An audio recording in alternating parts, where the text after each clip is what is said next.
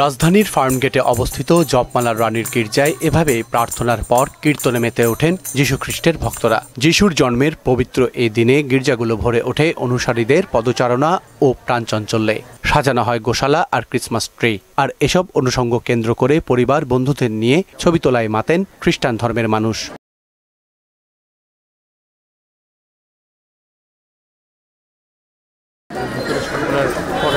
বাবা মার হাত ধরে উৎসবে যোগ দিয়েছে শিশুরাও। বড়দিন ঘিরে নিজেদের পরিকল্পনা তুলে ধরেন অনেকে। যিশুকে সাথে নিয়েই প্রথমে দিনটা শুরু করেছি। এরপর বাসায় যাব, রান্না বান্না আছে, পরিবারের সাথে এই যে সবার সাথে দেখা হলো, ছবি তুললাম। বড়দিনের উৎসব, পিঠা বানাইছি, পিঠা খাওয়া দাওয়া করবো, বিভিন্ন আত্মীয় স্বজনদের বাড়িতে যাব, তারপর একটু বিকালে ঘোরাঘুরি করব। বন্ধ হবে ধর্মের নামে হানাহানি, বাড়বে সাম্প্রদায়িক সম্প্রীতি, এমন প্রার্থনাই ছিল গির্জায় গির্জায়। রাষ্ট্রের যতই পরিবর্তিত পরিস্থিতি হোক, আমাদের দেশটা হচ্ছে সাম্প্রদায়িকতা মুক্ত, সবার সাথে সমভাবে বসবাস উপযোগী একটা দেশ। এটা আমাদের হাজার বছরের ঐতিহ্য।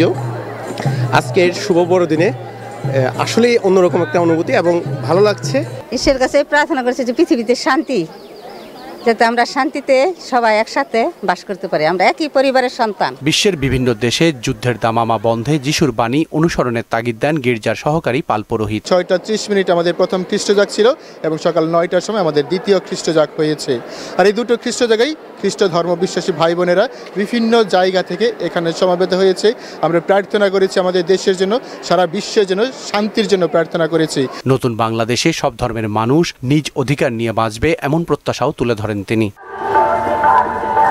এম আর আসাদ, মোহনা সংবাদ, ঢাকা।